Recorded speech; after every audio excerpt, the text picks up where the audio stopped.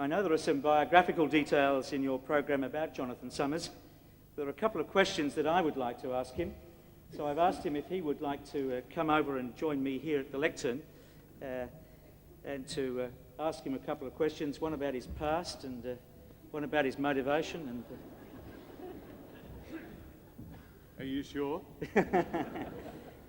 Now, do you want the two questions that we practiced beforehand or the other two? Your choice.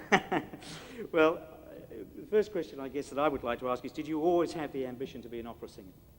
No. And I suppose I could say quite honestly that I never had an ambition to be an opera singer. It's just one of those things that kind of happened. I was having too much fun with all sorts of music to ever think of it as actually being a job. So when did it dawn on you that opera singing was going to be a it happened rather suddenly, and in fact during that time that you were talking about, when I won all those singing competitions, then I realised that there was something serious brewing for me musically. And when I think about it now, you know, there's a lady who's sitting over there, and there's a lady who's sitting down there, and I think it was probably a plot which they hatched between them, you know that? Now that's your mum down there, That's isn't it? right. That's mum down there. And that's my music teacher. Oh, and your music. They've never told me the truth, but I reckon it's probably right. Probably right. Well, the other thing was that we know that you were active in the formation of the gospel group, the Proclaimers. Yes. Now, what was your main motivation for its formation? The Proclaimers really was an idea from the minister that we had at the Rosanna Baptist Church, and the idea really was first talked about in my mum's living room. And we sat down there and Stan played us some songs. That was Graham Burnham, myself and my brother. I don't know whether anybody else was there.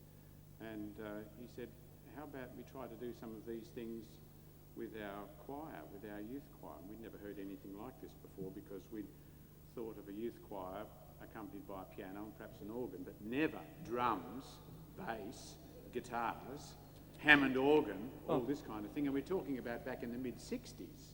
You know. 1960s? 1960s, yeah. Well, I can't go back as far as you. No.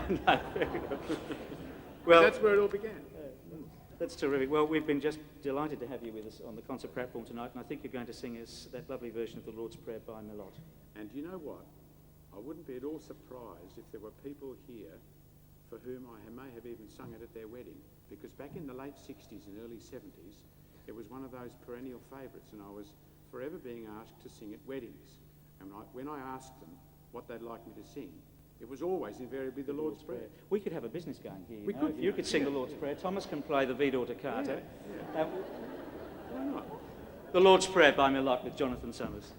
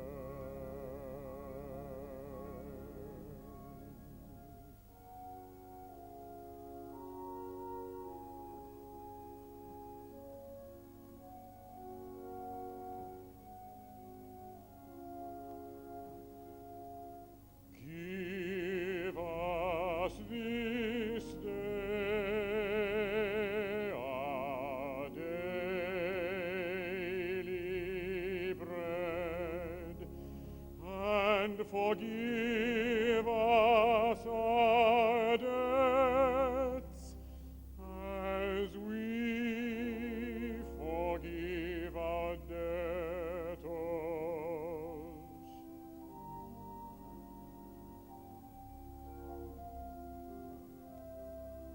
And lead us not into temptation, but deliver us from evil. For thine is the kingdom and the power and the glory forever.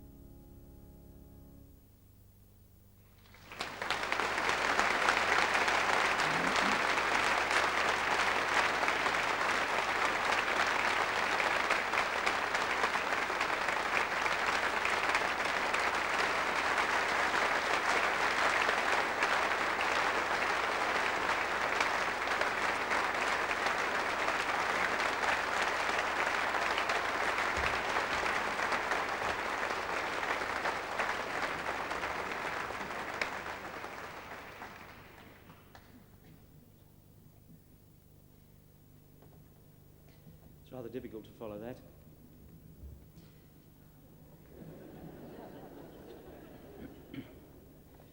But Jeff Conrad's going to have a good go.